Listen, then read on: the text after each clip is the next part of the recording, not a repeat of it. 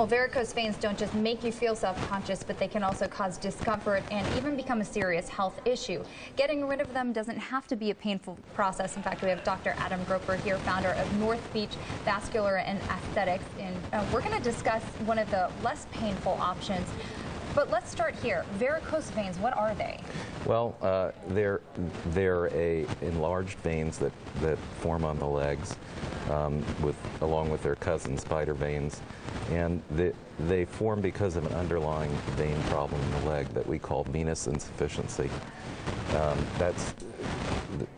It's basically blood is only supposed to flow up the leg back to the heart, and in some people the valves in the veins stop working. It allows the blood to flow backwards, and that increased pressure leads to spider veins and varicose veins. Now, how many women suffer from this? Because I think a lot of us, we look at our moms and we say, oh, our moms have this. Does that mean it is inevitably going to happen to us as well? Well, it's not inevitable, but if you've got people in your family that have spider veins, there's a good chance. You're giving me a sad look right now. Yeah, there's a good chance that somebody will develop it if it tends to be genetic in origin. So okay, can we actually go ahead and take some before and after photos, and maybe you can tell me some of the treatment options for these conditions? And the bulging veins there are the yes. Varicose veins, correct? These are, you can see varicose veins. The two pictures on the left are bulging varicose veins, and the one on the right is sort of a combination of some very prominent spider veins and varicose veins. Okay, now how would something like that typically be treated? Well, it's a combination of things. Generally, it's a bit of a process to treat these things.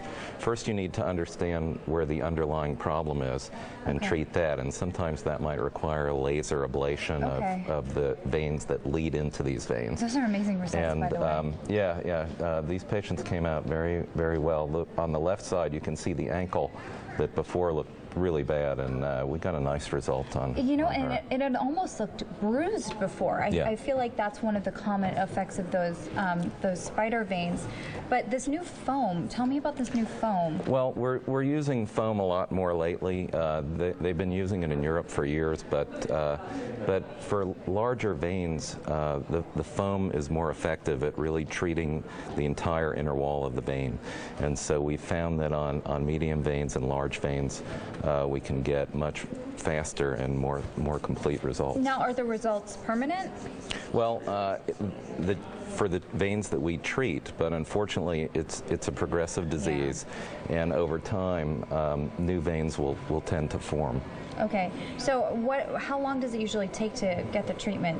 Well, again, it depends. If somebody has a lot of underlying disease in their larger veins, then you'll need to do a laser ablation or some sort of ablation. Is that the vein disappearing right in front of our eyes? Yeah, it is. That's a foam injection on some very large spider veins, and you can see it disappear right away. Unfortunately, it comes back, but it takes about 4 to 6 weeks for the vein to completely go away after that. Okay, is there anything we can do to minimize our risk of getting these spider veins? Well, there's a lot of things that are touted, things like compression hose.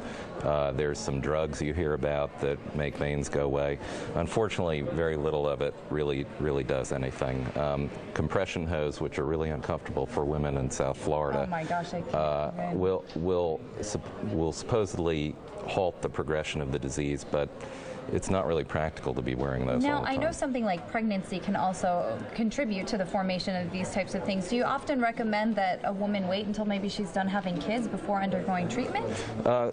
Sometimes that's not a bad idea. Pregnancy can definitely exacerbate the condition.